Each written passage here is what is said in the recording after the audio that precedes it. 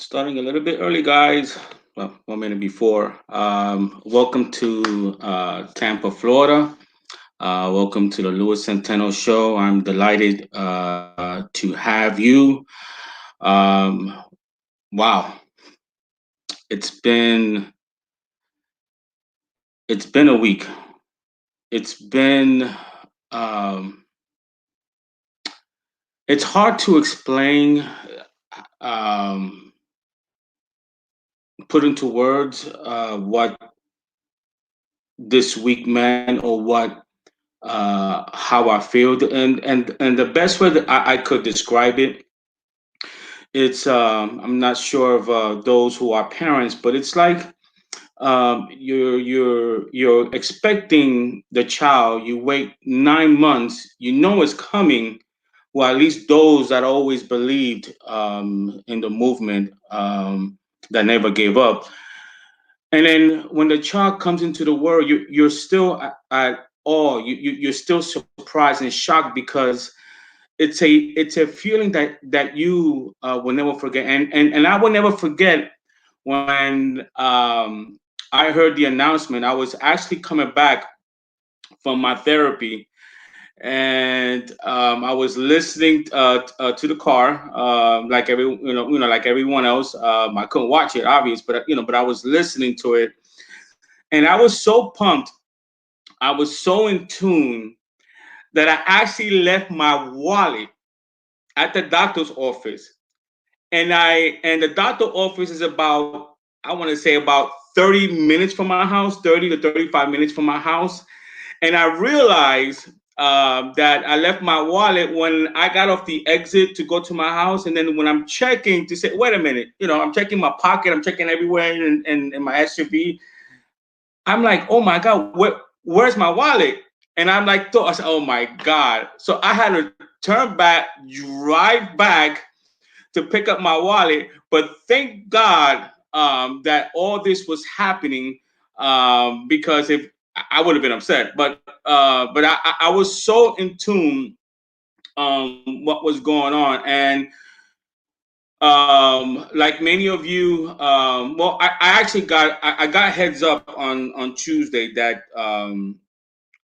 Henry Cavill was gonna join in. I actually got heads up on that. I also was told that that don't be surprised if he makes his Man of Steel 2 announcement.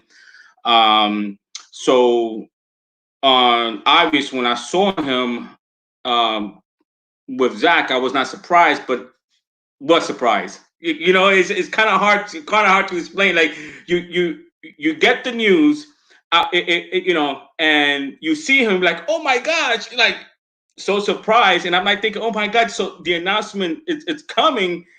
And then when the Zack Snyder announcement came, and I didn't get the other half of what I was told. I asked, my person, said, what happened here? And they didn't want to steal Zach moment, and obvious, they want Henry to have his own sunshine, and his own moment when they do make it official and announce it.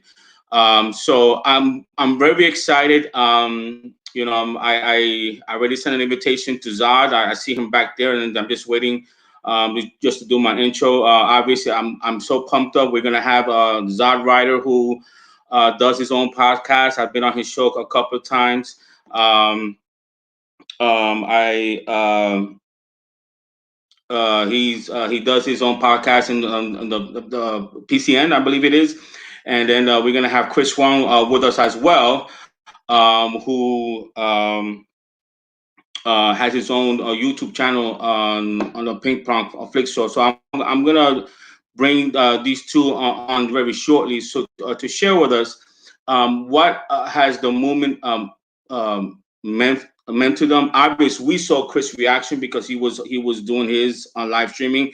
I didn't see Zod Ryder, so I'm pretty sure he's gonna go into details and tell us exactly what was going through his mind and so forth. But it's been a long journey, especially for those who was there, who it's from the very beginning. I was there, but I didn't have a voice yet. So I do want to acknowledge the people that are actually there. And if I miss some of you guys, I do apologize. I'm only going by my experience of what I've seen. But obviously, I want to thank Fiona. She's the queen, and she's the one that started the whole campaign. Chris Juan, every single day. I mean, you're talking about some dedication. Every single day, that man did a update on the Snyder Cut every single day. I mean, that takes some dedication. That's mad respect. Will Rollins, also, who did a lot of the events. Zack Ryder, who has his own PTN, his own podcast, so who did a lot of Snyder Cut, from the very beginning. I came in towards the end. So I'm not gonna take credit. I just was a voice, just like all of you guys. And it's just it's really it really really really really. I mean, it really it's. Uh, Give me a second.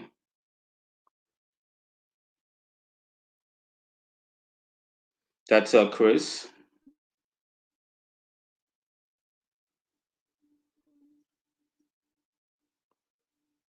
Let me send the invite again just in case, and then I'm gonna bring on uh Zod. Just a second here.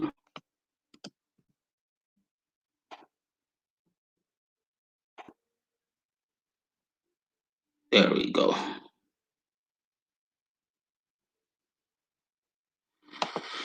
So I'm gonna bring on the my Zod Ryder in with us. Hey Zod, so nice to have. Hey, what's going on? It's great to be here. Yes, yes, yes, yes, yes, yes, yes, and yes, man. What a week! What a victory!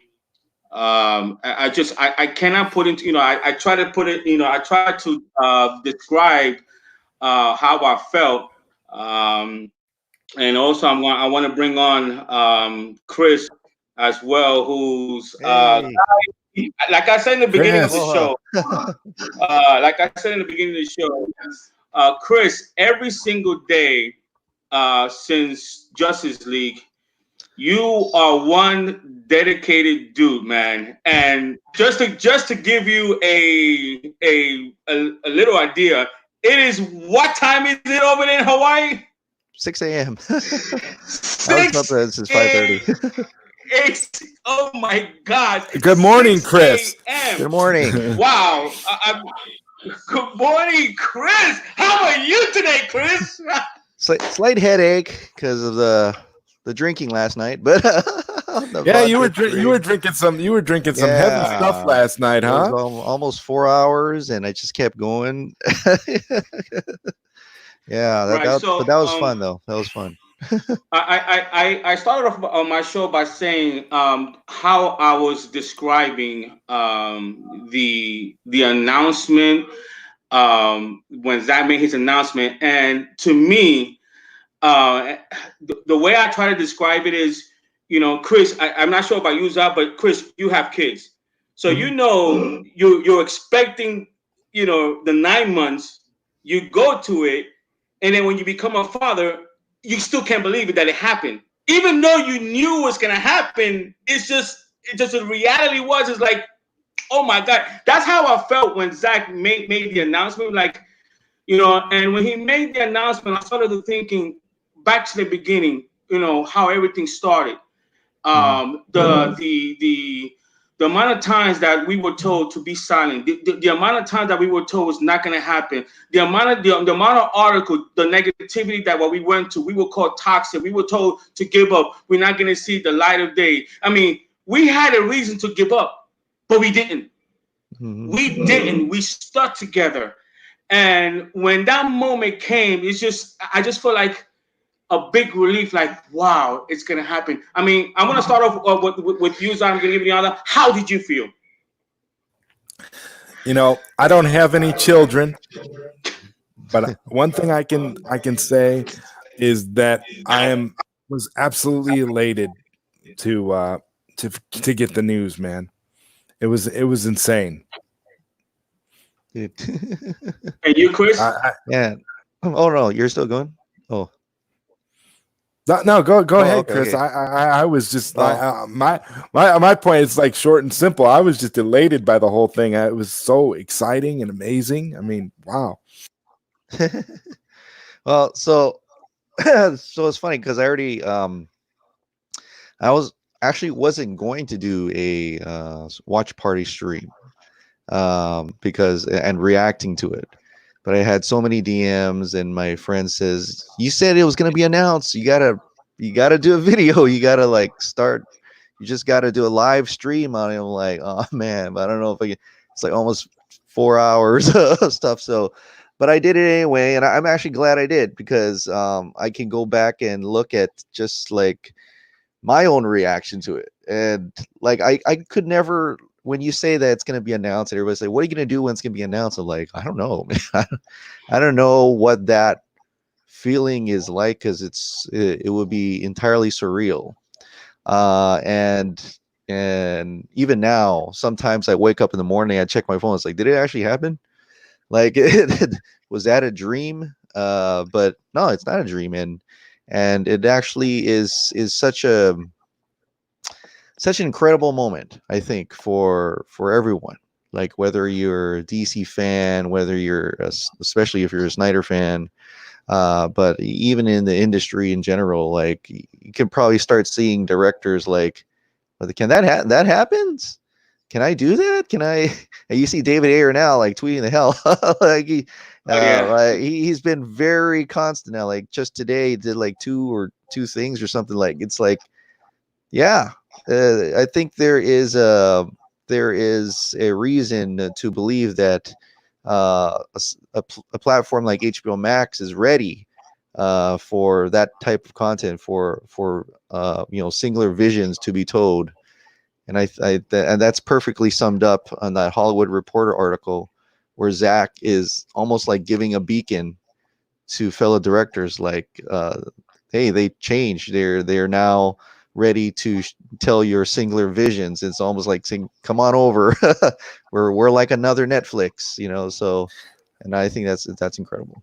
I think it's like we woke up. It's like we've woken up in like some sort of alternative timeline or something, where everything is just sort of worked out in a way that we never expected. I mean, when you guys think about this, we've got. I mean, it seems like with AT&T, with like the changing of the guard, it's like Christmas time. It's like they're giving out gifts like you wouldn't believe. It's like AT&T is being like Santa Claus, dropping all these little hints about, future projects, even kind of teasing the idea of Ben Affleck coming back to do a Batman movie. And I mean, it's incredible. I mean, we're living in a strange time, but hey, I'm all for it. It's great. I like this new universe. And I like how they're engaging now. They're instead of ignoring before, they're engaging, right? And they're liking, they're liking posts. They're responding directly. If you ask them a question directly, they will answer you. It's crazy. I've never seen anything like it.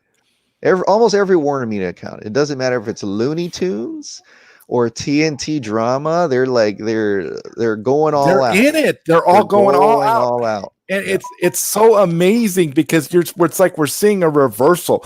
We're seeing the big company look at us, the fans, and say, okay, we want to please you because we know you're going to please us. And right. Like the mainstream media cannot handle it. They are just like losing themselves. They don't know what to do because it's like they've lost control now, because it's like AT&T and all these other companies realize that now they can just give their stuff directly to us. They can sell their content directly to us as consumers now. And so they need to know what we want. And I think that's a beautiful thing. That's amazing. They should have been doing this a long time ago. Oh yeah. No, I mean, there's probably a lot of people, and there is a lot of people involved in that, the higher ups, the changing the guard, you said, like Ann Sarnoff, I think for a while now, you know, when she was over at BBC and they interviewed her, she said that. She said we have to constantly engage with our fans to know what they want and to give them what they want, because then, you know, they'll click on us, right? And so I think her way of thinking, either you know, Justin Keelar or Jason Keelar, who came in, but huge proponent of this whole thing, and a very quiet proponent is Jim Lee. Like Jim Lee really helped Zack Snyder do this. I mean, it's and even more I've heard, like even more so in the background now.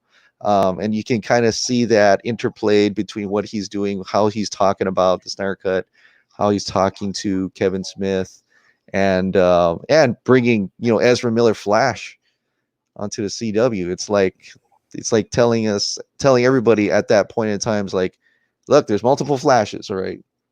So Chris, I feel like guys, I feel like we're getting to a point where it's not going to be the DCEU anymore. It's just going to be a straight up DC multiverse. They're just going to come right out with it.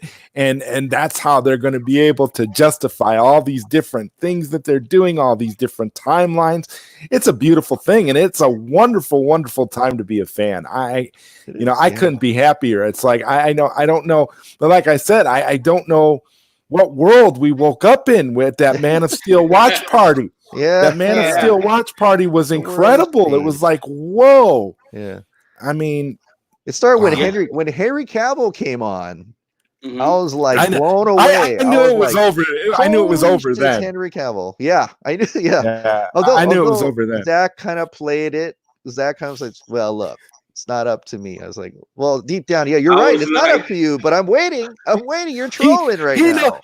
See, it was like he got it. It's like an April Fool's. Like I was like when you know, because that's the thing he said at his event. You know, it's not up to him. And for a moment, my heart, you know, was like, oh man, I don't think I have enough strength to go on for another loss. You can't go through another. Oh, it's not happening.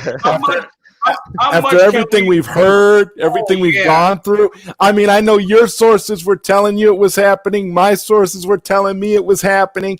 I mean, we were hearing for days ahead of time that this was happening at the watch party. I mean, make no mistake. But this felt kind of different, because it seems like that everyone was saying the same thing. So that's how I kind of knew that something was up. You know, that it just wasn't 5 or 6 people, you know, that was saying it. It was a lot of people. Now, according to John Campea, you know, we don't count, because if it wasn't coming from the trade, then it wasn't happening. But you know, it felt different. It really, really, really did. And to me, I don't know about you guys. To me, the clincher was when Fiona got on Twitter that Wednesday morning and says she got a call from the boss.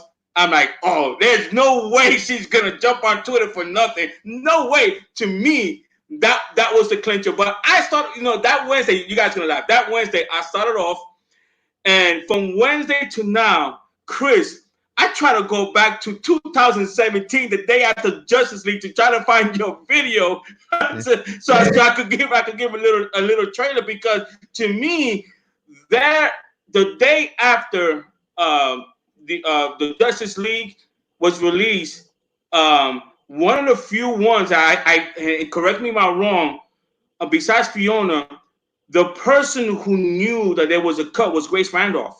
I think she tweeted out at the end of November 2017 that she heard that Zack had a cut. So kudos to her, because she gets a lot of flack. I mean, you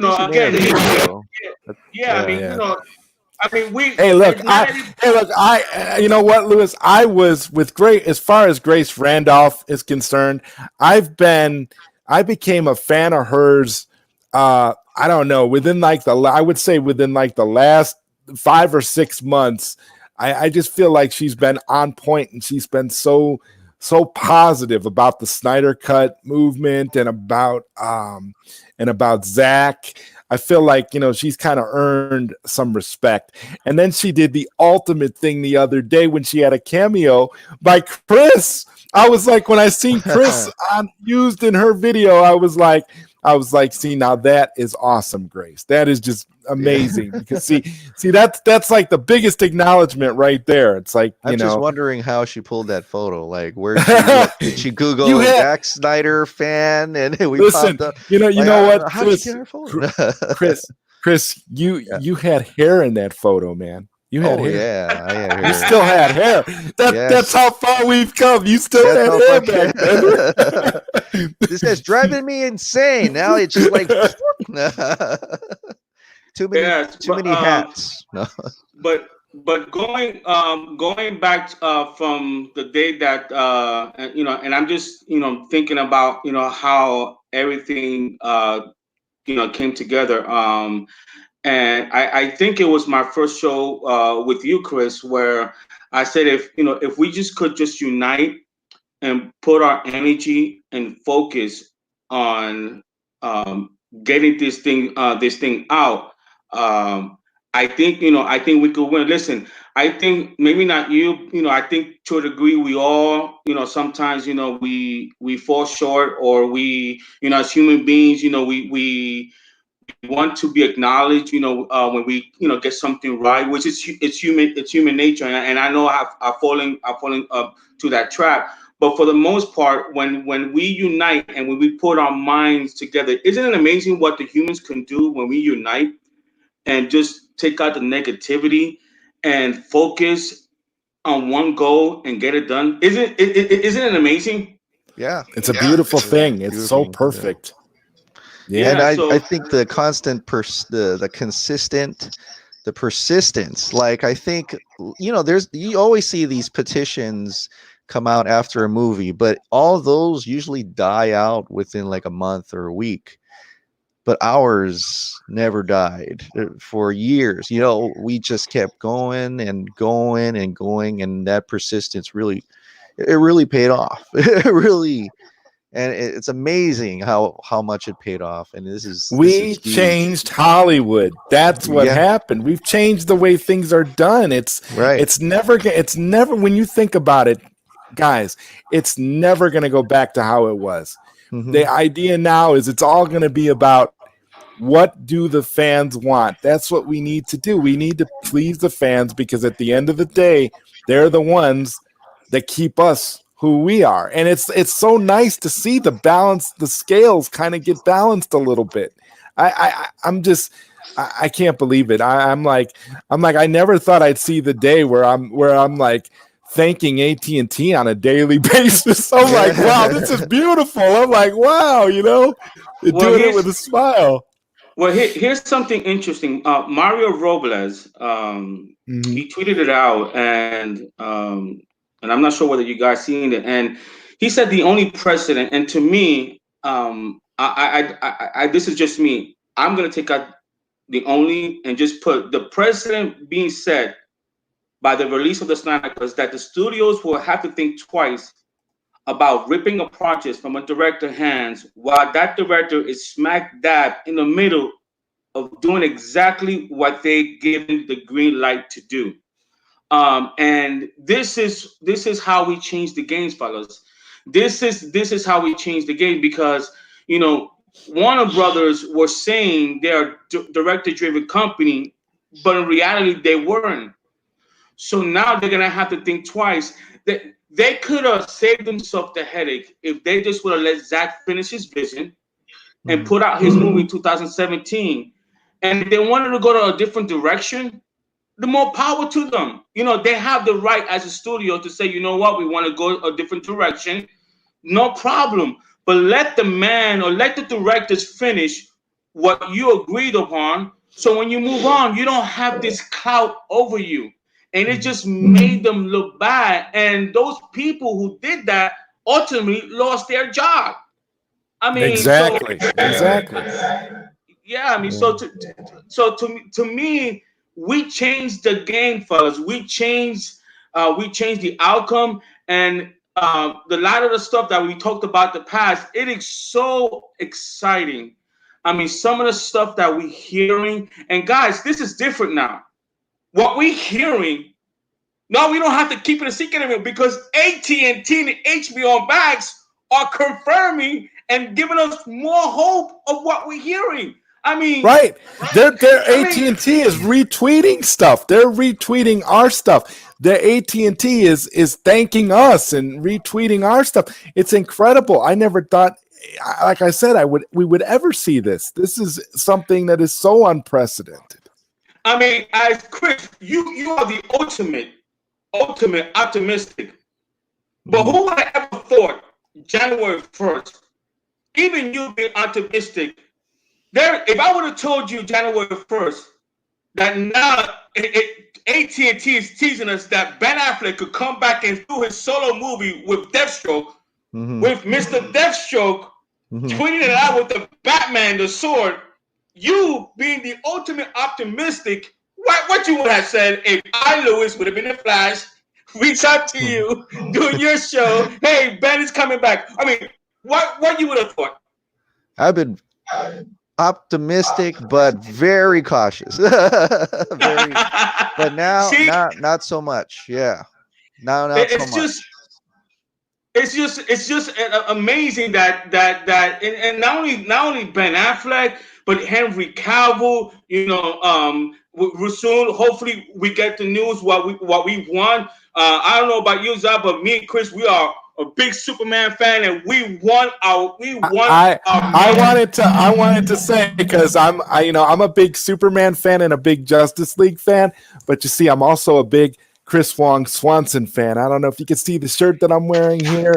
I had this shirt made. I had this shirt made to commemorate when the very first Zod Rider Show episode that Chris Wong and I did together, when he came on my show back in 2018, and we first talked about this. And to me, that was the moment that I realized just how big the Release the Snyder Cut movement has become, because you can bring together people from all walks of life, people who would never know each other probably under any circumstances, and as a result of that, all of us have met. We've all become friends. We've all had people that, you know, it's just been an incredible experience, and I'll always be grateful for it in spite of everything we went through, because I think it's a wonderful thing in these kinds of moments and friendships and bonds that are created amongst people that do this kind of thing and are in a big fight like this together. It never goes away, because we'll always remember each other because of this. This is a beautiful thing, not just from an entertainment and, you know, fundraising perspective, but just from a human perspective. Yeah. And I love it. I think it's wonderful. What do you guys think? Well, first, I apologize for the noise. If you hear that, that's the trash truck coming in the morning to pick up the trash. I was like, "Uh-oh, should I mute my?" Wait.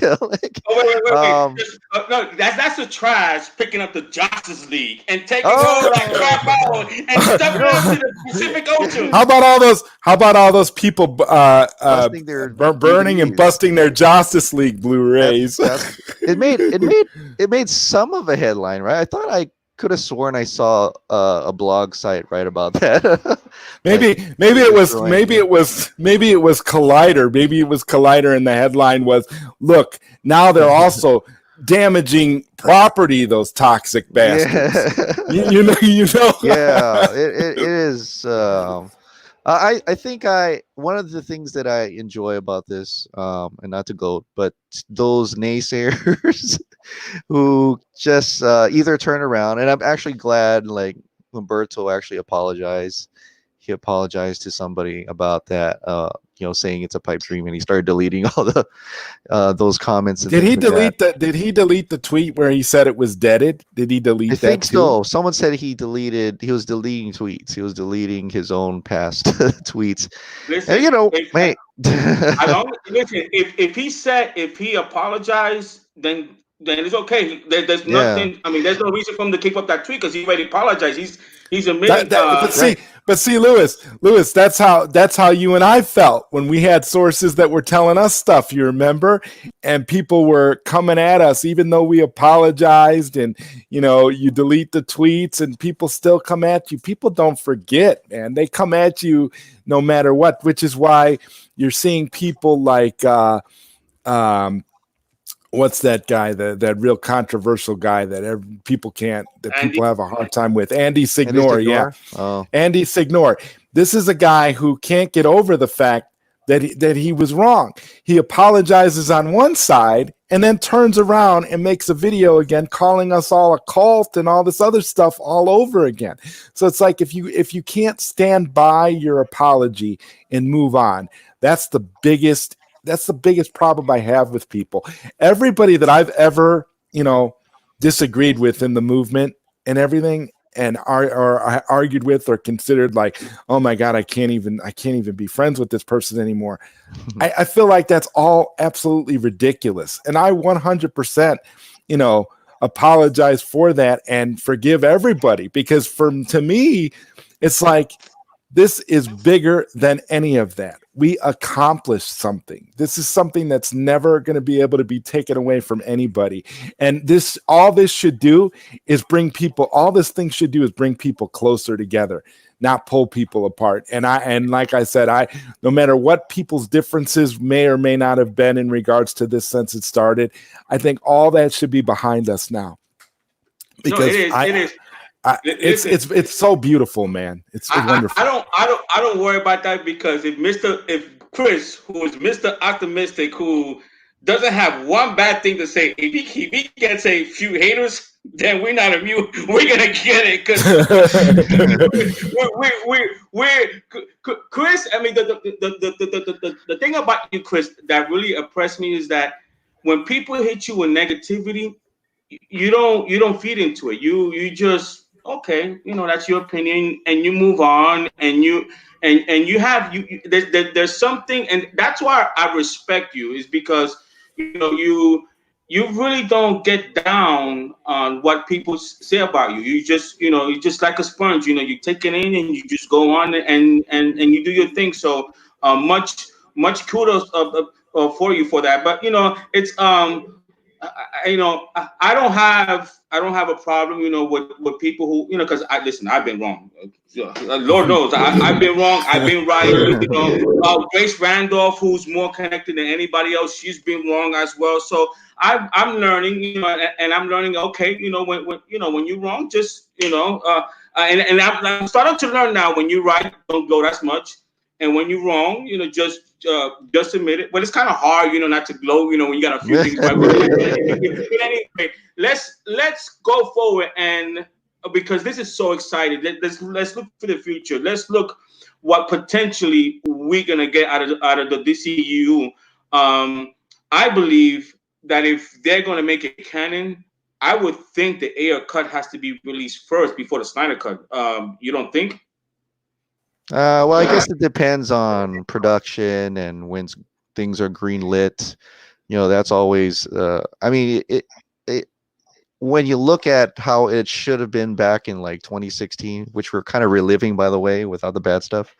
But it's yeah, it should be in front of it. But if you look back, and maybe it not necessarily needs to be. But if I prefer it coming first. That way, it's kind of like, oh, okay, well, Yeah. the past 2.5 years never happened. It needs to be what it should have been, which is basically the Ayer cut should be an appetizer for the Snyder cut, plain and simple. And I think they know that, and I think that's why they're going to release it. They're probably going to release it first. I think they're already ahead of us on this one, guys. Well, here's some. Excuse me. Go ahead. Here's something very interesting. That if you did a poll, if you, for some reason look into it, the Justice League Snyder Cut demographic appeals to more people like me, you, Chris, and Zyrider. But if you look at the demographic, the Suicide Squad appeals to, for some reason, from the young adults, the teenagers to the young adults. and a lot has to do with Harley Quinn and Hmm. Joker. Yeah. So, and I don't, because my kid, especially the young one, when I said the Snyder Cut, but when I told her about the era cut, about more Joker, more Harley Quinn, she got happy. She Yeah. loved, for some reason, she loves the Suicide Squad. I mean, You know why? and Children are anarchists. No, I'm kidding. yeah, yeah, They yeah, just that's want to true, man. destroy. Yeah, yeah, I but for mean, some reason, I remember that time when Suicide Squad came out and it was popular. Like even though you see the Rotten Tomato reviews and stuff like, it was popular amongst younger, you said, like younger audiences, yes, and yes. they called them the Hot Topic crew, like the Hot Topic audience, like they that certain goth kind of audience. They loved that. They ate that up. So Yeah, I mean, I just don't, I guess Harley Quinn had a lot to do with it. And guys, this is just my opinion only. I believe because I always believed that the Snyder Cut was coming out. But as far as the direction of the DCEU, making a feature, giving Henry what he wants, try to convince Ben Affleck what he wants, just to go forward with the. I actually believe that the Birds of Prey not doing well in box office, I think that played a major role and a major role with the studio and say, you know what, we didn't do as well as Shazam, even though Shazam didn't make money. It didn't appeal. I mean, I liked it as a family movie, but it just didn't feel right.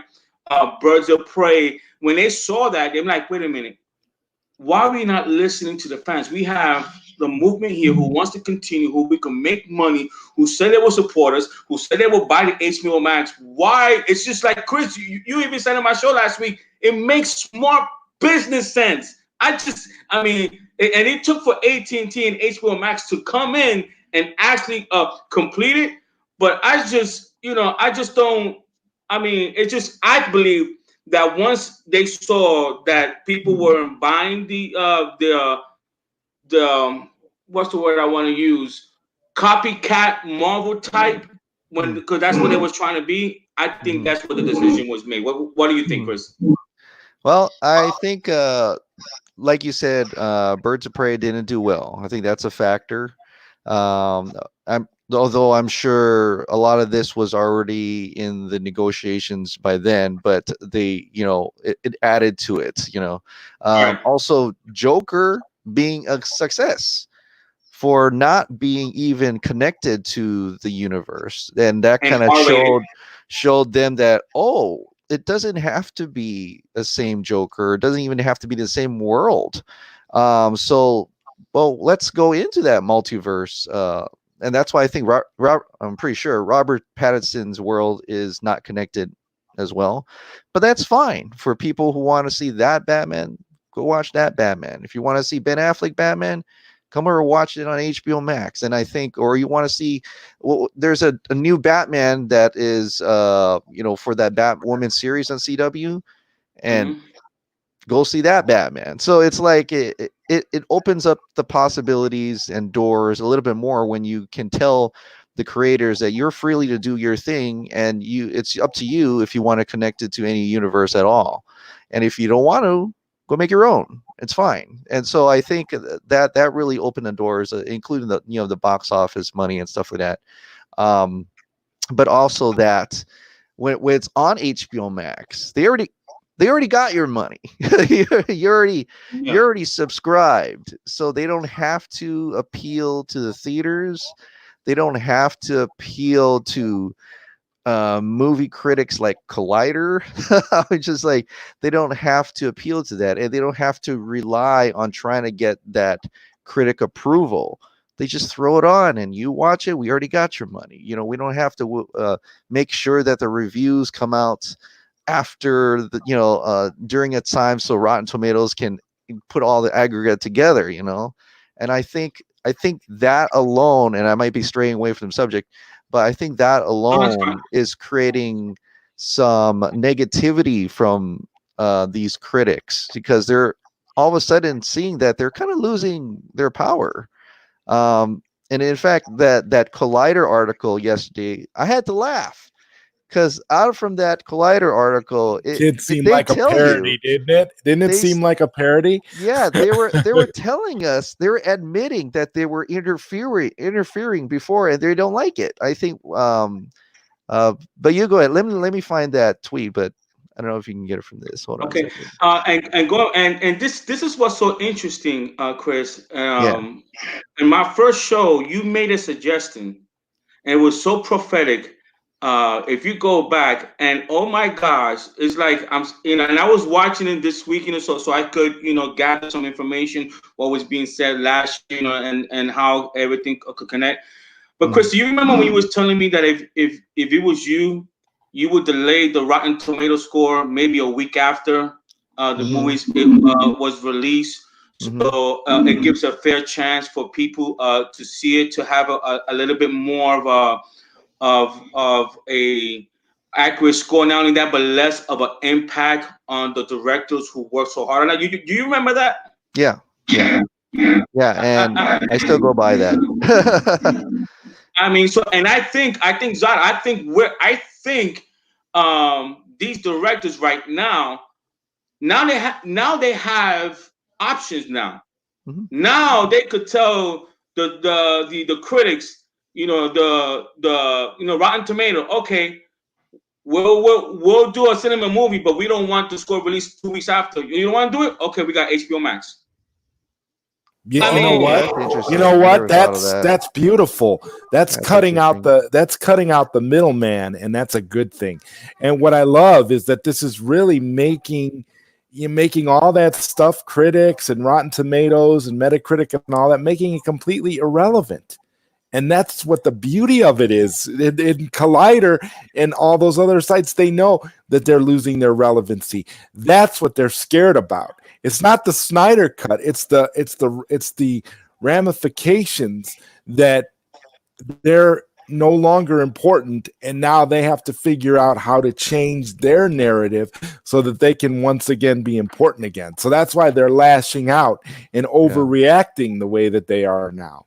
see, I mean, that's I why don't. they don't like Netflix. Like a lot of Exactly. Netflix reviews, No, they kind of yeah. bomb real quickly. Yep. Yeah. Yeah, because See, they don't have any control over it. Like you were saying, Chris, it's like they can't change the narrative. They've been running the table for Mhm. a long time, and that's why it's great to see the pendulum switch to the other side now. This is see, what I they don't. said. The danger. Sorry. This is what they said. Collider. The dangerous precedent of having good movies without biased interference of critics is what ruins them at the first place. No, you just admitted you ruined movies in the Exactly. first place. You guys ruined it, and you're really lashing out in that article why the Justice League Snyder Cut release sets a dangerous precedent, and that's like, oh, you're starting to see that you're going extinct. Like, like we don't need Exactly. to hear from you. See, I don't mind. I don't mind a honest critic. I don't mind a critic who just gives an opinion, because that's all it is. It's like I don't mind that. I don't mind you having an opinion. Like, there are many people who like Watchmen, right? I Yeah. seen it. It wasn't for me. Have any of you guys ever heard me attack Watchmen or people who like Watchmen? Mm-hmm. Not once. And to me, that's the way it should be. So if you're gonna, here's perfect example. What drives me crazy, why I think those kind of critics should be taken out. And Chris, you're a big sci-fi movie. You're a big Godzilla. Yeah. When Godzilla 2014 came out, the critics, the most complaint that they got was not enough Godzilla. Not enough Godzilla, a lot of humans. Mm-hmm. Then when Godzilla King of the Monster came out, those same critics Not that enough wanted more humans. Godzilla, that wanted more monsters, got more monsters and were complaining that they were too much. I mean, Yeah. those kind of critics drives me crazy. Those kind of critics, I don't want you. I mean, I don't need to hear from you, because it just Oh. shows that you don't know what you're talking about. It shows that you, number one, you don't know what you want. Number two, Mm-hmm. it shows that you don't know what you're talking about. I mean, so I think I think if I'm the director, if I'm David Ayer, if I'm Zack Snyder, if I'm any kind of director, okay, that you Mhm. put your hard work, because these directors are not afraid of critics. I'm pretty sure if I'm a director, what would get me upset is having a bias a biased critic who just no matter what I do, they're not gonna like. So Mhm. now I have the power. I'm gonna tell them, listen, you either I don't okay, you keep your job. You want to post your score, do it a month after it's released. You don't want to do it, bye. I'm going to HBO. I'm going to Netflix, and that's why, like you read that article, that's why they're afraid now because Mhm. now these directors have the power that they once lost. They have it back again. That's what it's all. That's what it's all about. And that's why they hate us. That's why they hate the movement because we put a voice. We helped Zack, and Zack ran with it. To his credit, he didn't give up. Listen, when he had a tragedy as a human being, I cannot imagine losing a kid. Okay, and for him to draw strength and for him to rise up and still put out the movie for us, Zack, much respect for you, much love for you. You didn't have to do this. If you would have said, you know what, guys, I'm moving on. It's a chapter of my life. It is what it is. I want to move on. He had every right to say that, Chris. Zod. He had Mhm. every right to tell us, you know what? I appreciate you guys. I want to move on. It's a chapter of my life. It brings back pain because I lost her when I was filming this. He could have easily said that. You know what? We all would have understood him.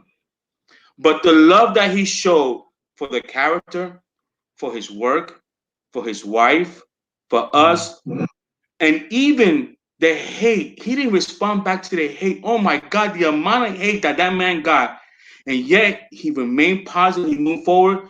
He Mhm. is an example to all of us how a person who went through that tragedy should act. I mean, do you not agree or agree? Yeah, I agree. You said it beautifully. I mean, I That's spoke, good. I spoke from the heart. I spoke like putting myself in his shoes. I don't think I would have had the strength to go on and make that movie. To be honest with you, because the loss of a child is so devastating, and what he went through, and I'm pretty sure, I haven't spoken to the man, but I'm pretty sure when he saw people donating, to the American Suicide Foundation Mhm. as a suicide survivor myself, that must have broke him. He's Mhm. like, you know what? Why he must have felt honored that I'm that sorry. that that that he saw all that. So, in a perfect world, what would you like to see the DCU going forward? I'm gonna start with you, Zach. And what would you like to see? I would just like to see a continuation of Zack Snyder's vision, and I want to see where he's going to take things. I think that this is just going to be the best thing that we could possibly ask for. I think if there's other films, again, this change that's happened, I think is all encompassing. I think the Snyder Cut has changed everything. The fact that the Snyder Cut is actually coming is has totally rearranged everything, and we're at a point now where I don't know what to expect. I mean, like what we were talking about earlier with them showing us, with AT&T responding to us about the possibility of Ben Affleck returning and doing the Batman and all this other stuff. It's like, Mhm. listen, we're in this is a whole new world. Anything can happen, and all I can say is I'm excited for it all because it's much different from from what we were getting before. We're not going to get any more watered down mediocrity, that's for sure. And Mhm. the whole it all ties together with eliminating the critics, eliminating the relevancy of all of this Snyder hate and bias that we've had to endure over the years. Listen, this is something to be excited about and to be celebrated. And Lewis, nobody celebrates better than you, brother. I mean, that's 100%. That's 100%. So Oh, yeah. I, I'm just waiting. I'm just waiting waiting for my wife to bring me my hot dog. I'm waiting for my Nathan's. I mean, I'm waiting for my big juicy. I was gonna have a sausage, right? Nah. Chris made the hot dog famous, and I need to have my big juicy hot dog. I mean, I've been thinking about hot dogs all since All Wednesday. day. Since they made that announcement, I've been thinking about a nice hot dog with some onions and ketchup and mustard put together with sour cream. That's what I've been thinking. Chris, now what would you like to see going forward in the DCU? Oh man, I probably could echo Joseph's everything that he said, and I could be like Ben Affleck and just sit there and go, I agree. But it is like you said, it's a weird time, like from May 19th to May 21st. You know, it's a there's a change there that really just changed all the it opened up all the possibilities. Like I said, Zack Snyder's Justice League is like a beacon. It's like a Pandora's box. You open it up, and now we don't know what's going to happen. It's chaos. I mean, you've seen your phones go off.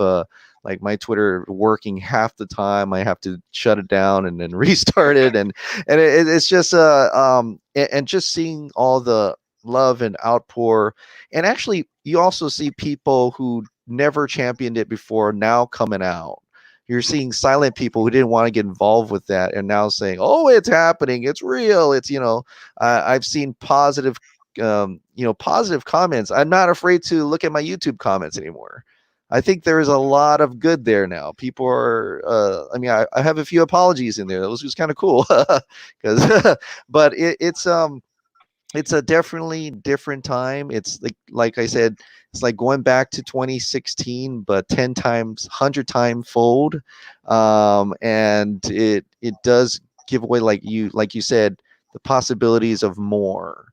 Like before this whole thing, I mean, even if he said it's coming out 2021 and there was nothing else, there's no, you don't see this AT&T engagement, you don't see any of that, you don't see them championing, you don't see this much noise, then you're like, oh, okay, we're probably just going to get the cut and stuff. But you're seeing interaction here that is unprecedented. And it does give you, cause to reason to believe that ah, anything that anybody says, like, oh, they're in talks for this or they're in talks, Ben Affleck can come back, I could probably believe it right now. I can probably say, yeah, that's probably happening, because Zack Snyder's Justice League was a was an improbable uh, possibility that happened, right? It happened. Well, now what else can happen? And I think everybody is starting to believe that too. They're starting to get on that train that, hey, if you like the OG DCU, I think we're going to get that back on HBO Max. I've been hammering. I mean, because I've been talking about this at the end of 2018, um, and the thing that drove Ben away, they're no longer there, and the love that he had for Zach ultimately bring him back to finish what he and Zach and Henry started. And what I would like to see, me personally, and I besides the Superman movie, because that's what I want. I'm a big Superman fan, so I'm going to the assumption that we're gonna get that. Mm-hmm. And I know we got a lot of Batman movie, but man, it will be something if we get that Ben Affleck versus Deathstroke movie. And if Zach cannot direct it, the perfect person for me to direct it will be Jay Oliva. I mean, he loves the character.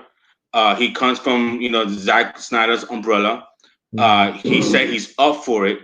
It's a good choice. And yeah, he said he's up for it. When I mean he's up for it, like he wouldn't mind doing a DC live action. Um, and I think if the studios could reassure Ben, hey, we're not gonna get into it, and if Ben sees it that they don't touch Zack Snyder, they let him finish. Uh, I think me personally, this is guys. I don't have no information, so I'm just telling you, the little that I hear and the little that I see, from speaking for a lot of people tweeting and now what's going on with social media.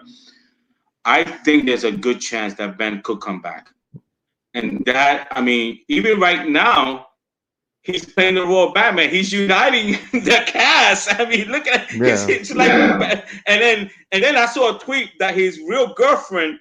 I mean, if you want to get Ben back, how about telling Ben, hey Ben, what about Anna being Catwoman and Deathstroke? Oh my It's God! Wow. I think you're right. I think you're absolutely right, Lewis. I think it's happening. I have to apologize. I had an issue with my camera, so I had to disconnect my video for now. But I agree with you. I think that we're at that point where Ben Affleck is going to be more confident than ever coming back as Batman, and you could see in his face when he did that little video during the Kevin Smith podcast, which I absolutely hated. By the way, I hated the Kevin Smith podcast for a lot of different reasons, but the only thing that I appreciated out of it and loved about it was Ben Affleck's little video clip that he did. You could tell that he has so much love for Zack Snyder and for us fans, and it's a beautiful thing to see. And he loves the role of Batman and wanted a reason to come back. And now, with AT&T being so giving and so open, he has the reason that he needs, and that's why I think we will get that Batman versus Deathstroke movie. In fact, I'd be willing to put money on it. I have no doubt that it's going to happen. I don't know how soon it'll happen, but I know it will happen. I know in my heart it just feels right, and that's how this whole new after what we just witnessed. I think anything is possible at this point. Hmm. I agree. I I agree. agree. So I want to see a Batman movie, obvious Henry Cavill, and you don't have to put Supergirl on the back burner. You could introduce Supergirl with Henry Cavill Superman movie Well, towards the end. I think Supergirl is actually probably in the Justice League movie. Yeah, I think so too. I think we're going to see her in the History that she lesson. was around. Yeah, in the history lesson that she was around way earlier than people think. Remember, Hmm. the Age of Heroes was a very, very different time, and our concept of time wouldn't be the same thing as how far back Zack is going to go in the mythology. So that's what's amazing. Yeah, Well, I he mean, gave. I'm sorry. Go ahead, Chris. I'm sorry. oh, no, I mean, I'm just saying that that whole speech about there's no Kryptonians, no lanterns. Ah, We may be yes. thinking is referring to Superman, but because they've never actually fought Superman, they wouldn't know that. They would have to actually fought someone that is a Kryptonian and is a Green Lantern. So we know that they fought a Green Lantern in the history lesson. So they must have fought a Kryptonian. And Zach really kind of really hinted at something about that pod during the Man of Steel watch party, and he's really really hitting. So and I'm sure I'm almost 100% sure Supergirl's in that. I This is Chris. As a matter of fact, when you said Supergirl, Hmm. the first time that I watched you was when you did that Supergirl episode. Her name is Tessa something. Tessa something. Oh, that's Uh, right. I all forgot right, about that. right. Tessa something. And I tried to look her up, and there's some quotes that they ask her, "What's your role?" and she said she couldn't talk.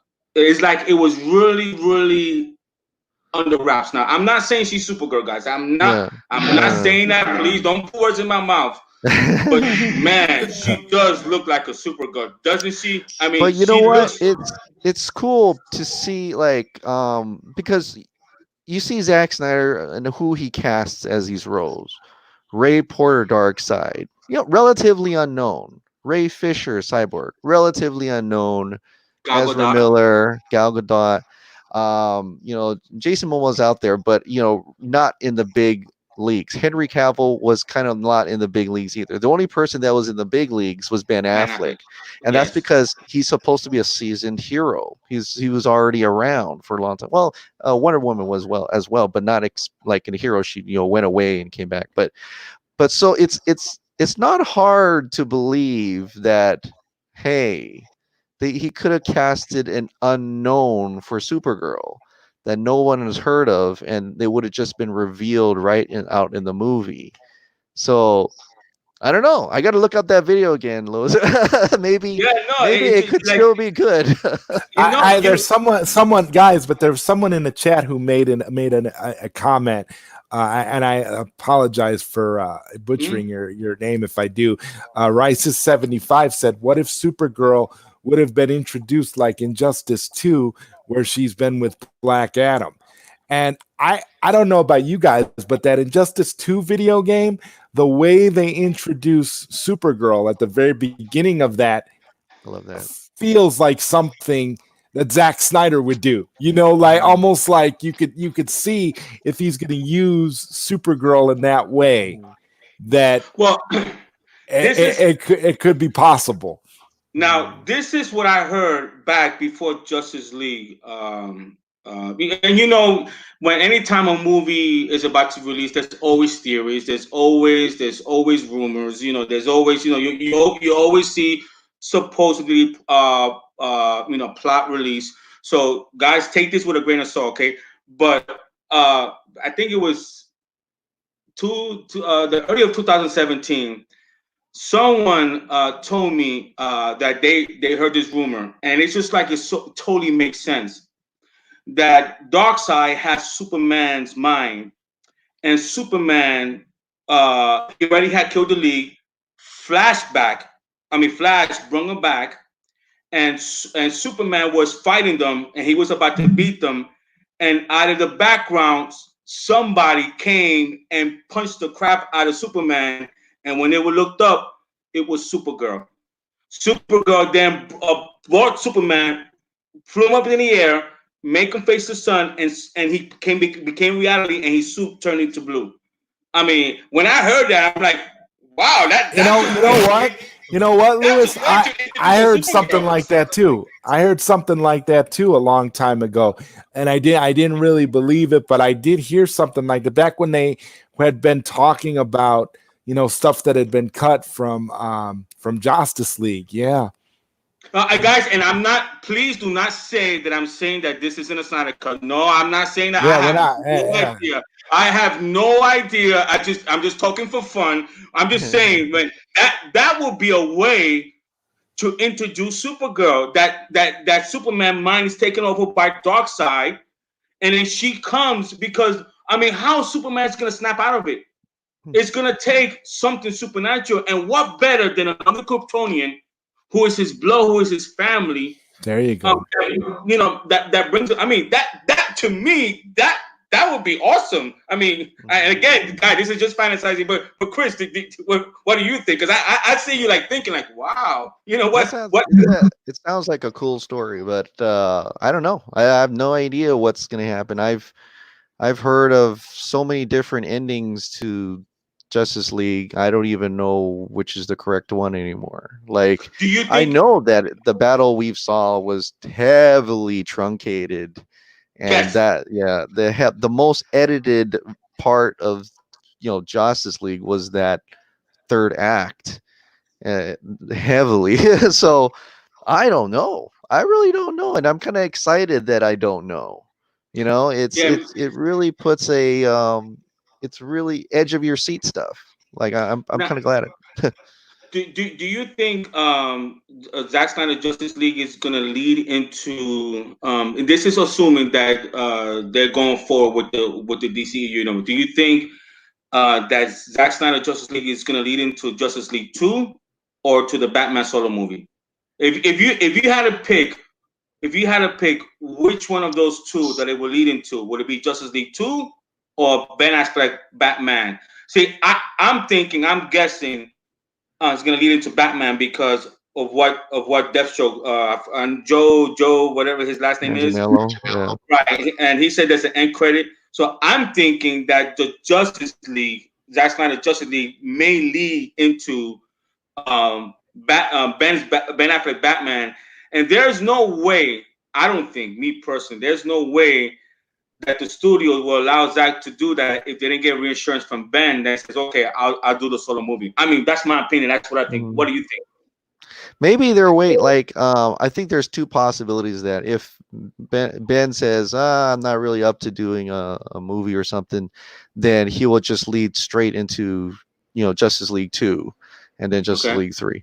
But I think there's still some time because they're still finishing up 1. So if they get Ben Affleck back, then and he'd say, okay, I'm reassured 100% that they're not going to mess with my vision, then I'll definitely do it. Because I think when he says that I'm tired, I don't want to do that, he was actually talking about how the studio kept meddling Yes. with it. Yes. So it's not that he didn't want to do it. He very much wanted to. He was given the go ahead. He wanted to do it, but people just the studio just kept meddling with him, and certain people with ball caps. But I think like I I like think that, Chris. yeah, I think like if anyone could get Ben Affleck back to do cape shit, like I said on my tweet, it would be Zack Snyder. Zack Snyder brought him on with an incredible story that Ben Affleck, even though he had so much like PTSD from Daredevil, that he said, I'm not going to do any more of these superhero movies, but he came back for Zack because he truly loved that vision. He even said that on Kevin Smith's podcast. I love Zack's vision. Well, if Zack's vision incorporated Batman, then Batman's own Batman versus Deathstroke with Jay Oliva, penciling everything in. I think it would, there's a great chance that could happen. There's the huge chance that it could lead right into Batman. Or it could do both. You're not saying that it had to be structured that way. What if it went to Justice League 2 and then another movie popped up on HBO Max, the Batman, or I don't know. I don't think they're going to call it the Batman because the Robert Pattinson thing, but they might call it something Batman. I think it's going to be called Batman versus Deathstroke. It's going to be something like that. Maybe it'll be a BVD instead of Batman versus Superman. See, I actually personally I like Ben Affleck's Batman. That's what I like because it sets apart from Robert Pattinson Batman. So it's making a distinction. Okay, this is Ben Affleck's Batman. What you're about to see with Matt Reeves is a different Batman. So I kind of me personally, I like the feel of it, Ben Affleck's Batman, because we people we see him as our Batman.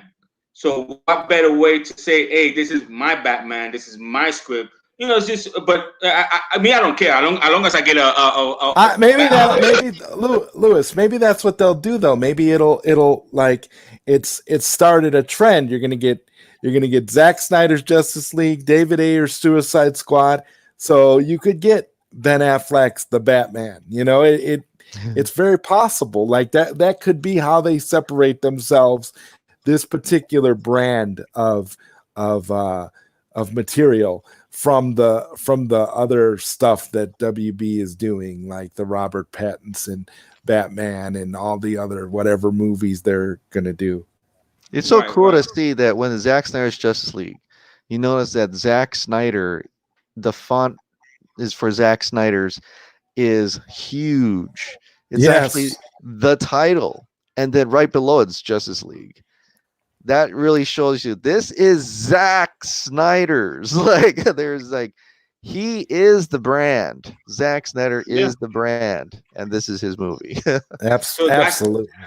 That's what I think. If Ben ever comes back, Ben's gonna say, "Hey guys, this is my Batman. What you're seeing is Matt Reeves. That's his Batman.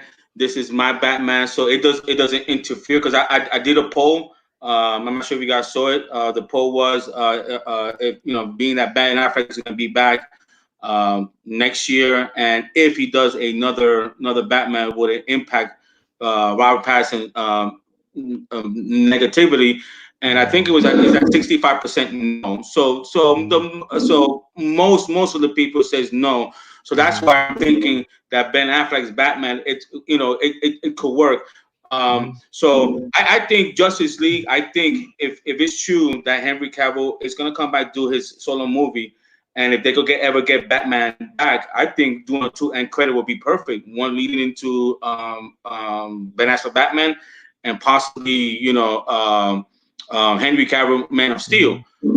And then Justice League 2 and 3 could always work on an end credit at a Ben Affleck movie or Aquaman, something that is not connected. But to me, that will be an ideal that both of them and credit will include Ben Affleck and Henry Cavill. Now, what was interesting, I don't know if you guys caught it. I think it was the day before or the day after or the same day where there was a picture in Hollywood Boulevard, Justice League, and the one that was missing was Ezra Miller. You know what picture I'm talking about, right? And I was still thinking, well, did they do that on purpose, or do they want to lay low? What happened with Ezra Miller? But if any character could be recast that could work, it would be the Flash. And the reason I say that because the Flash, remember CW, they already established that the Flash could go back in time, and there could be multiple Flash. So hopefully Ezra Miller does come back. Hopefully, because he is going to be in Zack Snyder Justice League. But did you notice that? I mean, at least I wouldn't worry too much about a billboard about that, especially a lot of things. It has to do with marketing. So if you notice in that image, Wonder Woman is in the front because she's the most popular character. And so it goes by the popularity of the character at that time. And, it depends on that. So like if they had this much space, they're like, well, what can we fit in this much space? And they'll put that on. Now, putting Cyborg on right there is very intriguing, especially how Ray Fisher kind of just broke down yesterday. And I'm like, I think Zack Snyder reached out to him first.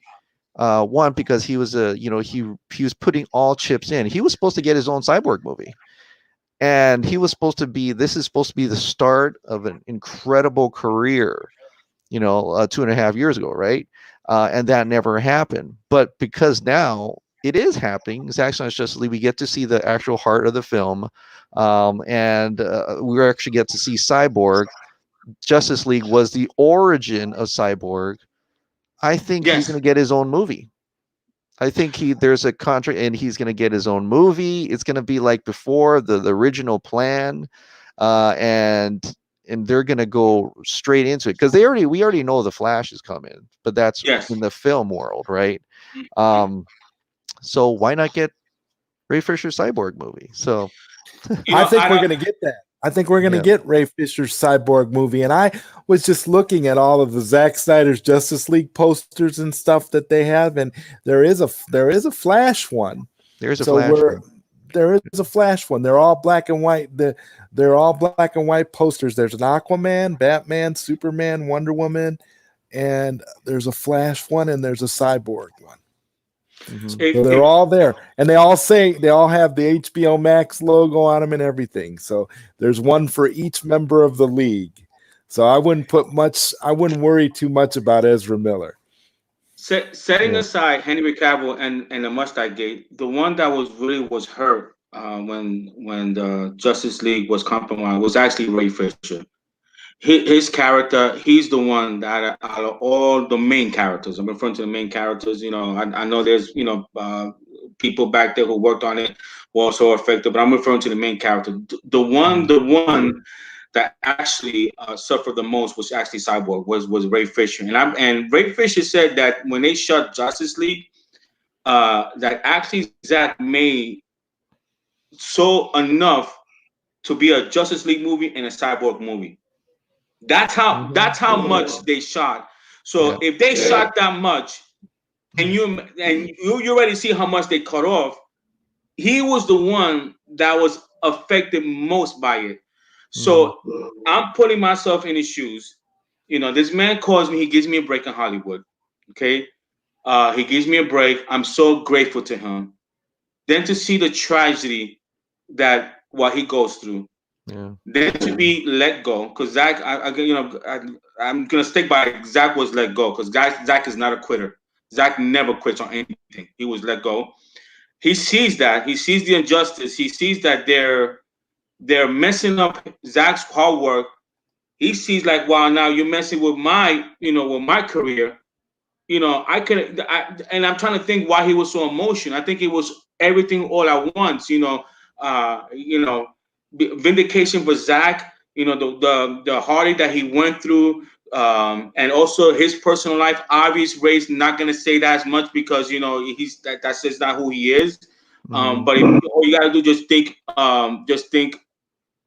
common sense. If you're in that situation, you're gonna feel bad for yourself as well. On top of the man that gave you a break, so all that emotions when I saw him, that I was happy for the man. I really, if I could give him a hug, I was happy for him because now things are turning around.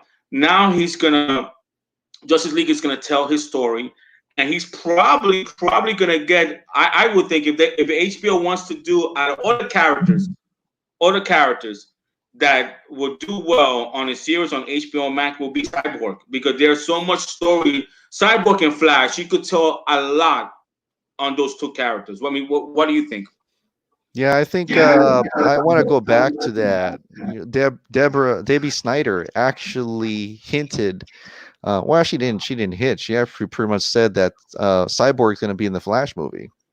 So Oh yeah, that's what they planned that whole time was that Cyborg's going to be the Cyborg. So That's a so they're gonna great. expand. So they're gonna expand on that friendship between Cyborg and the Flash, and that's really impressive. This is a great time to be a fan, guys.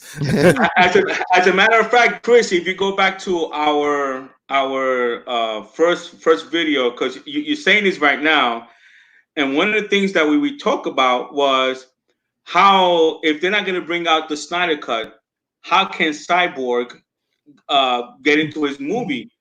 And we talked about Cyborg coming out in a Flash movie. Remember Mhm. that? It's Yeah. we talk about that, and then we also talk about. It's so funny, that you guys are more than welcome. You guys could watch our first show, and then one of the things that we also talk about, Henry Cavill possibly coming out in what Black Adam, and it Oh. looks like it look. I mean, guys saw on video. My first video is all right there. We talk about that it could work.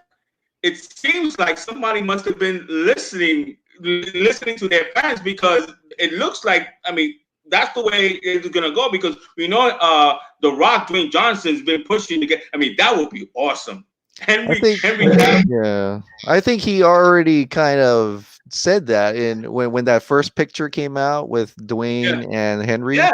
He had every intention to make that happen. Like he did. It's almost like he says, "I don't really care about fighting Shazam, but I want to fight Superman." Yeah, Yeah, he think did. about And that. I yeah, mean, if you're Black Adam, it's like okay, it's like the Lakers. Uh, who they rather beat? They rather beat Golden State or they rather beat the Sacramento Kings? You're yeah, gonna want to beat Golden State. I mean, that's the bigger money. I mean, not that. I mean, Dwayne Johnson is a businessman. He's thinking about where can I make the most money in my movie?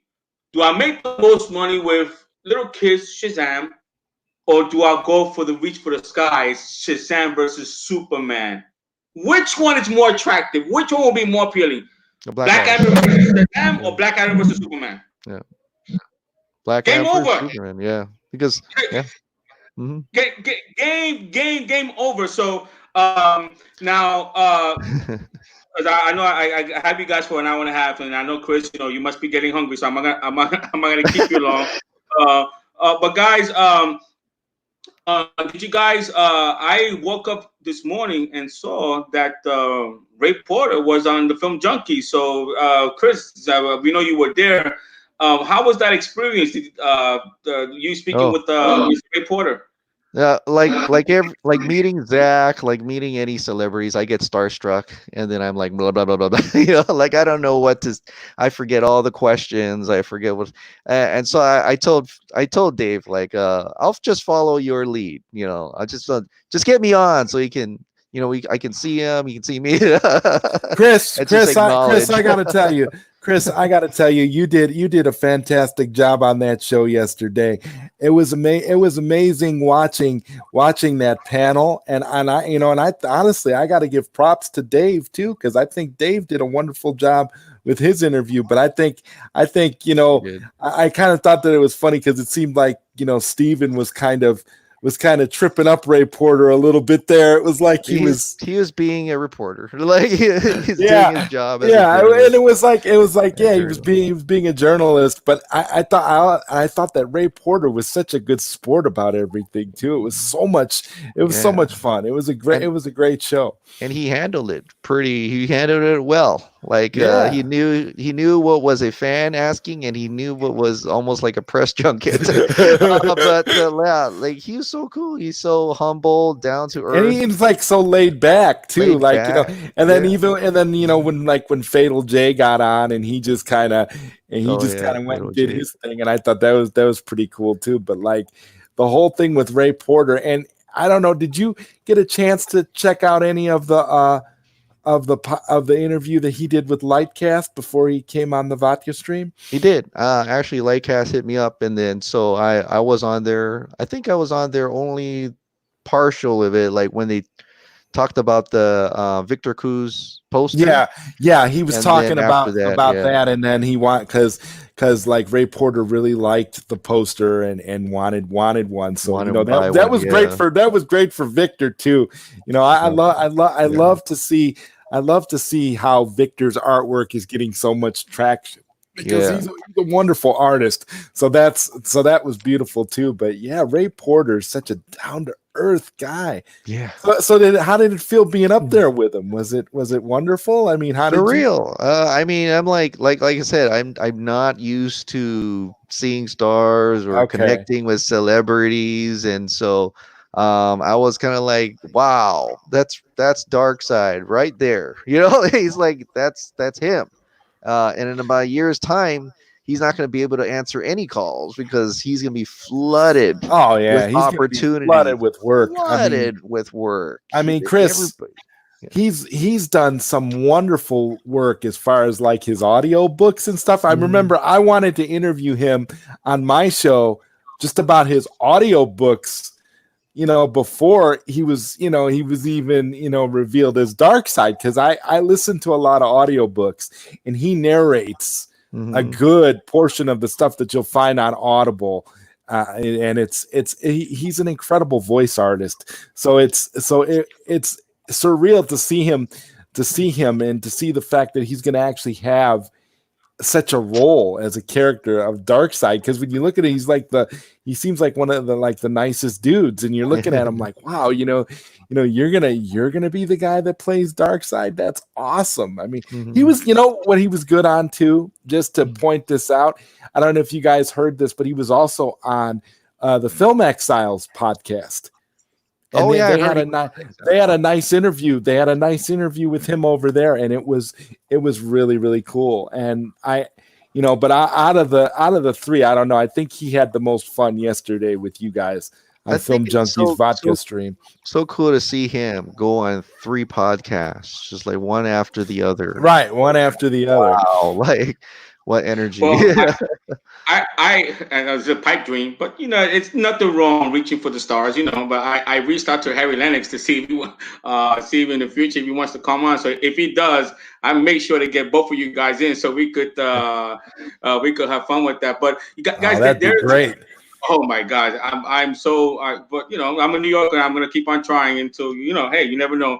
But there's a saying that where there's smoke, there's fire, Mhm. and you're gonna hear of this rumor that's going to intensify if it hasn't already, but it's gonna get more louder and louder and louder. And I feel real comfortable with saying, I think, I really think that Ryan Reynolds is coming back to be Green Lantern. All right. I'm hearing a lot of chatter. I mean, my guy's hearing a lot of chatter in the background. His worst verbatim was to me was, "Where there's smoke, there's fire." And he told me, if you see a lot of people talking about it, there's something to it. And this was a couple of days ago, and there was already it was already out there already. So what he heard, it was already out there. But you're seeing a lot of chatter. I mean, are you seeing that? I mean, it's just not one or two people talking about it. Well, I think Even Ryan Reynolds just gave us a hint. Which one?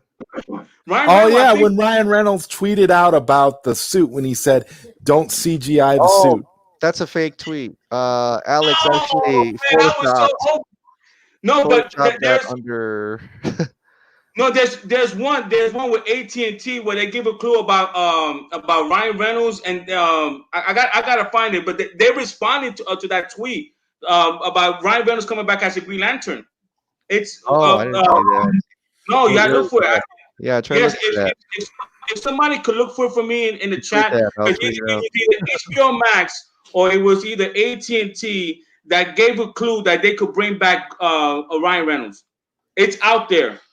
I'm telling you. I agree with you though, Lewis. I think it's happening, especially because Ryan Reynolds has been so vocal about the Snyder Cut, and he's actually been pretty amazing with the way he's been promoting it and the way he's been making statements about it and even joking about it. I think he is coming back. I think that's a big cameo that we can expect.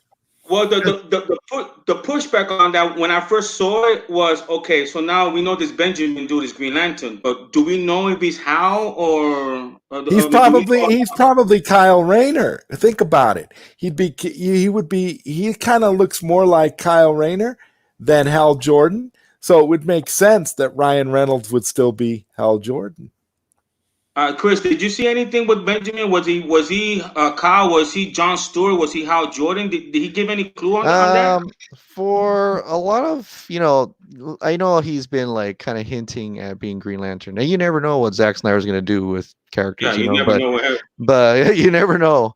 But a lot of different people I've heard from says Sam Benjamin wasn't Green Lantern. But like I said, I don't know what Zack Snyder is going to do with that. But it even if he was, they call it Green Lantern Corps for a reason, because there's a lot of Green Lanterns. It's not just one Green Lantern. Exactly. There's so many Green Lanterns. So anybody could pretty much put on the ring and be a Green Lantern. But well, not anyone. You have to have the right mindset. But for Ryan Reynolds, I think, for me, in my experience on what I saw, was that it all stemmed from Grace Randolph, where she said that there was one person that has been tweeting hashtag release a Snyder Cut that has a cameo in the movie. And then when someone says it's got to be Vance Reynolds, and she just gave a wink emoji. So that was interesting. Garza is on he told me on his Real podcast, he is on the Ryan Reynolds as a Green Lantern train. He says it's going to be true. And I'm like, really? You're 100% in? I was like, I'm 100% in. I'm like, okay. And then Grace Randolph did a top 10 best wish list, right? Of what could be in Zack Snyder's Justice League. Now, I know she knows stuff about Justice League. She doesn't put out a wish list of something that will not be in the movie. She's putting out a wish list in advance, teasing what she knows about that Ryan Reynolds is Green Lantern. There's going to be a black suit Superman. She's pointing out her best. If go back to her video, and it's like, well, that's interesting. So in her best wish list, which I know she knows what's in the movie, because she knows people within the production, that if she's saying that Ryan Reynolds is Green Lantern, that's big smoke, like you said. So that's why I went back to Garza. I was like, you know what?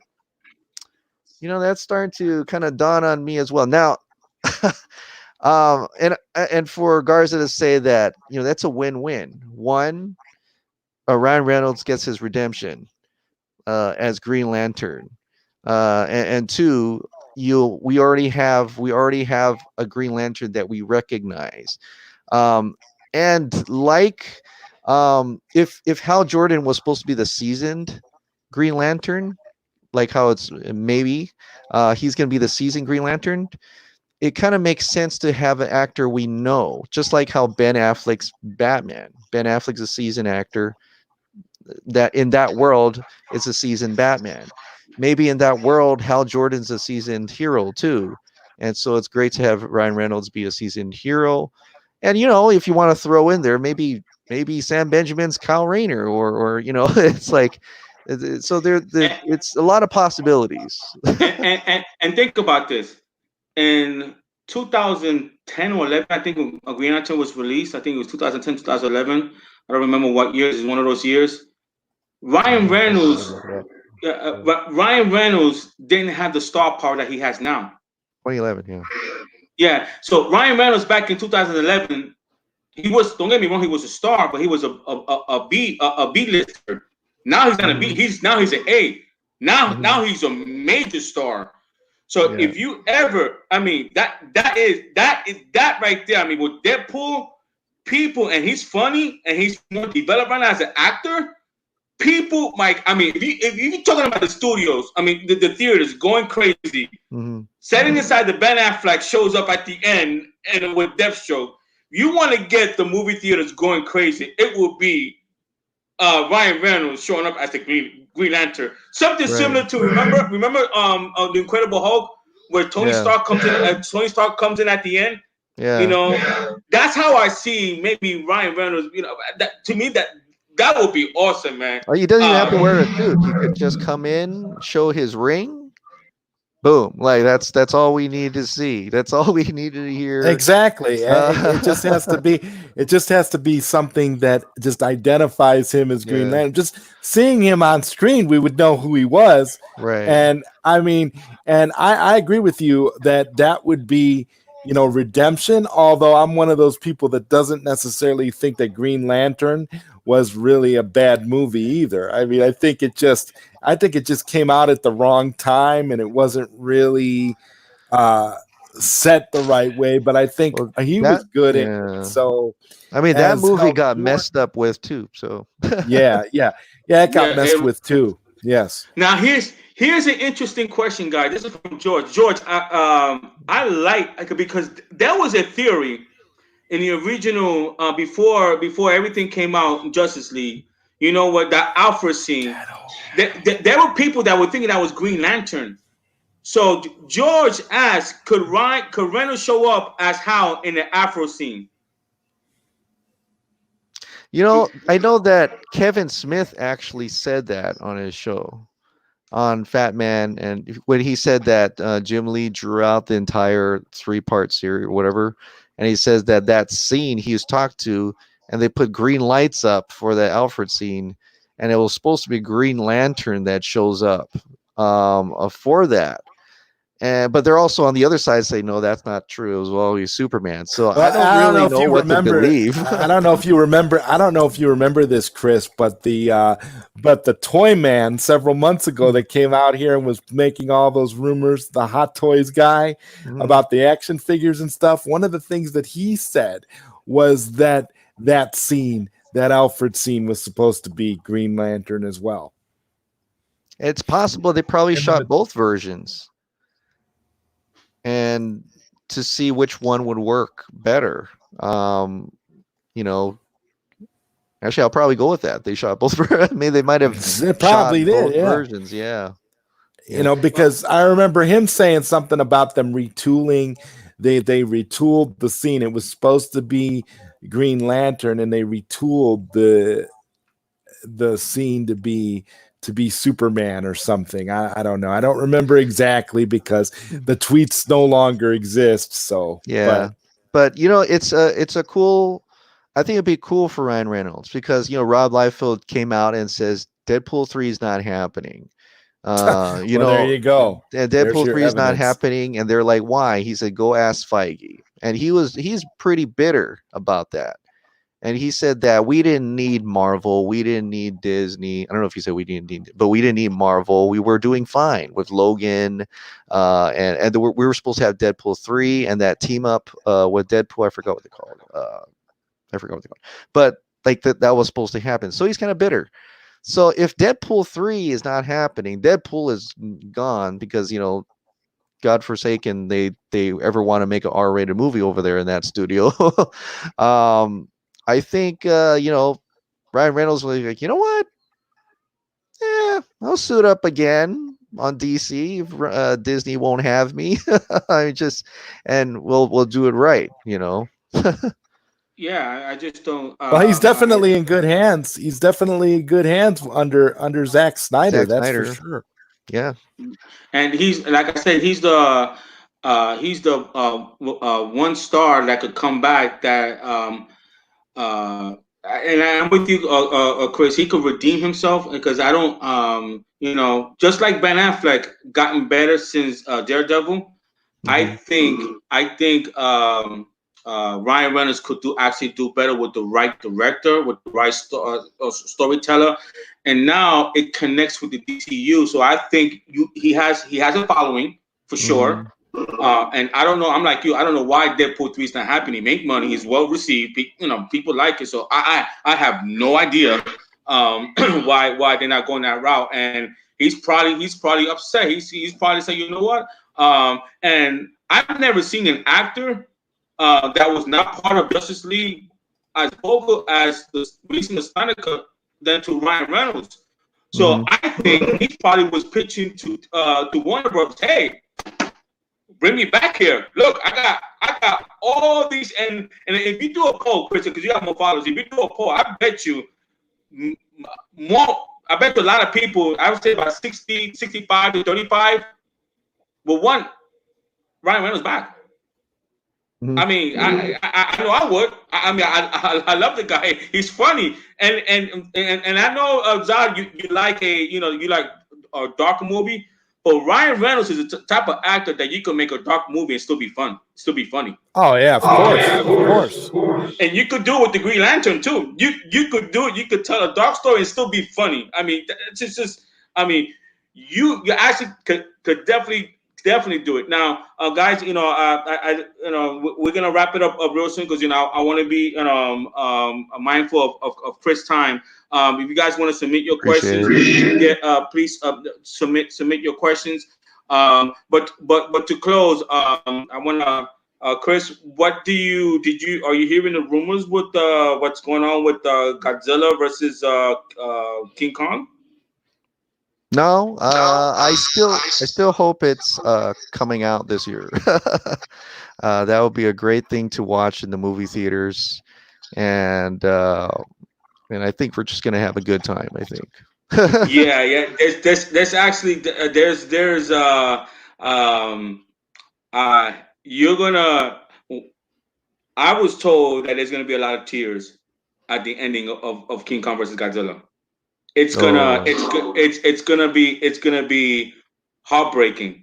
wow. And so to me that lets me to believe that I actually think that Godzilla's gonna live, King Kong is gonna die, Oh, but he's going to die by saving Godzilla and humanity, and that's how mm, he's gonna get his name, King Kong, because he saved humanity. He saved oh wow. Godzilla from that monster. So, man, it's just I like, get the oh joke. my god. I mean, if that happens, I mean, because Godzilla's dying to me is not realistic. I mean, can King Kong really kill Godzilla? Nah. And I don't see that third monster beating Godzilla anyway. So I don't see that anyway. I mean, if you want a cliffhanger, there it is right there. And what better way? I mean, because if you want to give King to Kong, to me that's the only way. So yes, he did Detective. Okay. AT&T basically confirmed that a human Green Lantern is in Zack Snyder. I knew I saw it last night. There we go, Chris, right there. From Reach 75, AT&T Oh, that basically. one. That was they showed a GIF of John Stewart. Where was that? I just saw that. I think I retweeted it. It was a GIF of John Stewart. But there's no, Anyway, but there's a Green there, Lantern, so we there already was know. there was one that Ryan Reynolds specifically answered to I think I'm not sure, was it AT&T? I'm gonna look for it. Was it AT&T? And it was not the suit. Was it for AT&T or HBO Max that he specifically answered that gave a clue that either he wants to come back or he is back. I mean, it's gonna drive me nuts. I'm gonna look for it. It's driving me nuts. Michael, they should just keep Deadpool under 20th Century and the X-Men universe so it could still be R-rated. They should, but they won't. Yeah, he What do you should. But Rob Liefeld himself, he said he retweeted that on says Ask Feige, so you can sense the bitterness in that. I think Feige said no. Right. So Unfortunately, it's just really unfortunate. Reese 75 is saying that it wasn't Ryan Reynolds, but it was someone that replied that he heard two of her rumors about Ryan Reynolds. Well, I mean, I think we all have. So I'm not referring to that Reese because we all have heard rumors about Ryan Reynolds. It's out there. There's something he replied back indicating that and maybe I misunderstood, but I'm almost positive it was to an HBO or to a AT&T reply that he gave it and he implied that he's back. Do Warner Brothers accepted to pay Henry or more money, or he accepted their terms? I have no idea. I have no idea, and I don't care. I have no. Chris, do you know whether? I have no idea. The question is, do we know if Warner Brothers going to pay Henry more money, or Henry's going to take less? Yeah, I don't know. I think I'm hearing my echo here, but I'm not sure, but I think it's good to see Danny Garcia, his rep, actually retweeting out and confirming that he is indeed Zack Snyder's Justice League. So they must have came to some type of agreement this whole time when he was being silent about it. And I don't know, maybe they realized that Henry Cavill being Superman in Zack Snyder's Justice League would actually afford him more opportunities as Superman instead of disregarding this Justice League and trying to move forward. So yeah, I'm not sure about the whole pay thing. That's between them. I don't really care. If he's Superman, he's Superman. If they're happy that he's then if he's Superman, in his own Superman film, then they're happy with where the negotiations went. So that's good enough for me. Right. My guess is he will get his a lister pay when he does his own solo movie, and then the rest maybe they compromise. Okay, we'll give you your A when you do your own movie, but when you with the Dwayne the Rock Johnson, you do Justice League, your current contract. I mean, I don't know. I mean, I have no idea. They already asked Grace Randolph. She says she's digging into it. I'm pretty sure, once they make an official announcement, they'll say it. So, ND on Ryan Reynolds, that's why he is quiet now. Well, he wasn't quiet before, so I don't know about NDA. Well, he definitely was not quiet before, but if he's quiet now, well, that's a good point, Chris. He wasn't quiet before, and now he's quiet now. He did all his campaigning. He did all his campaigning, and now everything is official. So now he has to be quiet because they don't want to spoil that. They don't want to spoil it. That's probably what it is. Hey, I'm all for that. So a few more questions, guys. Do you think we'll see Alan Scott in Black Adam since it's introducing the JSA? I don't know what he's talking about. You know what he's talking about? I don't.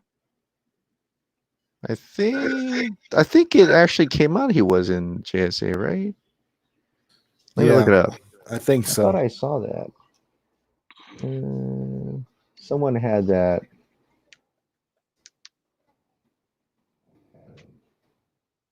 Kind of movie.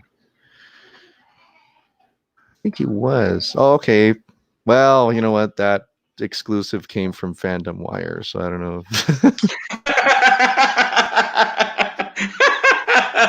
You're Oh, supposed to look, ignore. They say ignore. that's only you. All right, Uh, guys. so So we're gonna wrap it. We're going on 2 hours. I'm from New York, so I could stay talking.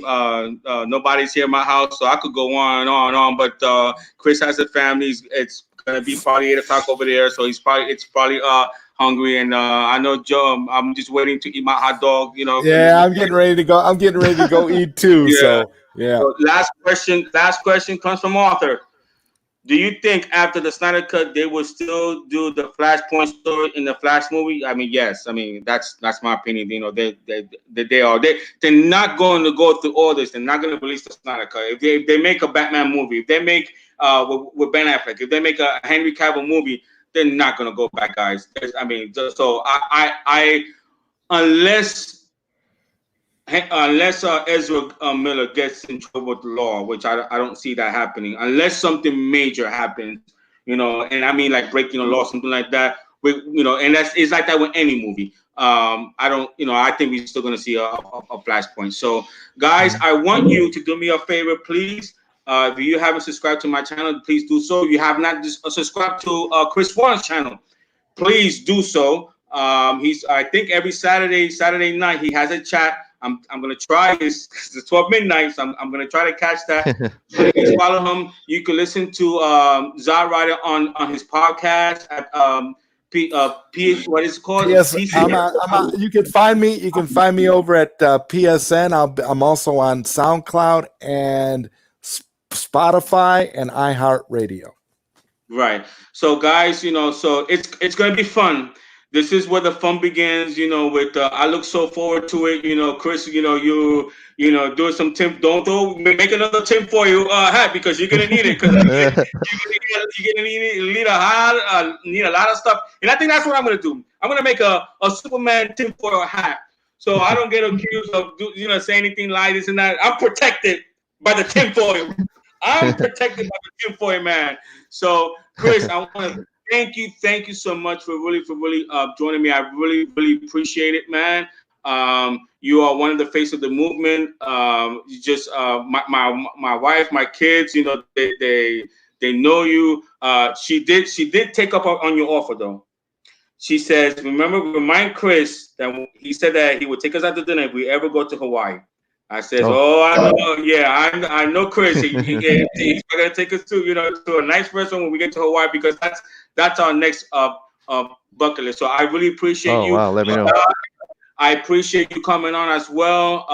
It's over. We're finally gonna get what we want. This is where the fun begins. Now we're gonna, do our show, talk about rumors, and that's the fun part. Talking about what we're hearing, what we want. What out there, what's being said on Twitter. So, and guys, I want to thank everyone who has encouraged me, supported me. I really appreciate it. So next week I'm going to have who's coming on next week? My guys, a subject review is coming on next week. So please join us. So tonight, Chris, I'll see you on your show, guys. Make sure you tune in to Chris live chat. I love that engagement, and let's eat some hot dogs today, guys. All right, guys. All right. All right. Take care, guys. Later. All right, later, Bye. guys. All right, guys. Thank you so much, guys. I thank Chris and I thank Zack Ryder for joining me. It was a pleasure. And Batman 2021. Yes, Mr. Carrera, we're gonna have two Batmans for sure. Zack Snyder's Batman and Matt Reeves' Batman. Excited time. And this is what us fans. This is what we wanted. We wanted. You could have we could have multiple characters, since knowing that DC has a multi universe. So this is going to be the umbrella of Zack Snyder DCEU, and then we're going to have standalone Batman with Matt Reeves. So So guys, if you have not done so, please, please, please hit the subscribe button. Please share this video on YouTube. And I really, really, really, really appreciate it. The more subscribers I get, obviously the better audience I will have. If you guys want to do, like a super chat, you're more than welcome to do a super chat. I'm seeing that, if you do a super chat, I promise, to get all your questions, once my subscribers get up there and once I have a bigger following. Now, the reason I haven't done a show in a while, because, I'm different. Everybody, does their show differently. I want my shows to be exclusive. I want my shows to be, different. So something sort of like a main attraction. You know how Brock Lesnar does not show up in every WWE event, but when he shows up, it's good. That's what I would. That's the vision that I have for my show as of right now. I don't want to do one every day. Number one, I just don't have the time. But number two, even if I have the time, I want to make my show different. I want it from everybody else. I want to make my show stands out. That when I do have one, people look forward to it. People want to be there. Now, if there's, if I get to the point that I have, lots of subscribers and there's a demand for me doing the show every day, then obviously I would definitely consider that. But right now, the format that I'm going to do right now is I'm going to try to do this once every Saturday, once a month. Maybe I may, take a weekend off, to go on vacation, with the family and all that stuff. So next week I'm going to have subject review. He's a definitely great guy. I've been on his podcast. I've been on his shows. He has a lot of stuff, a lot of information.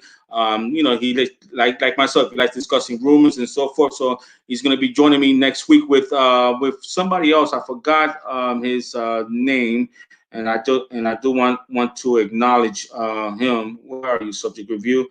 I think his name is.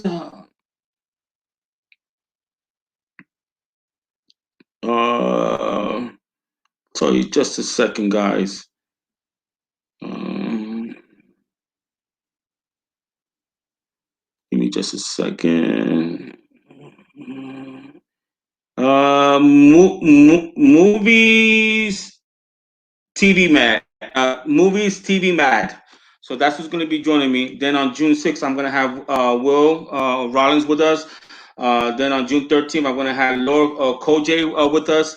I'm trying to get a guest on June 27th. And Harry Lennox, if by any miracle chance you see this video, I sure would love to have you on my show. So, guys, again, thank you so much. I love you guys. We finally won. We finally going to get our Justice League. And this is really, really, really exciting time for everyone. All right. So hopefully in a couple of weeks, I'm going to have an intro to my show and maybe like a little video.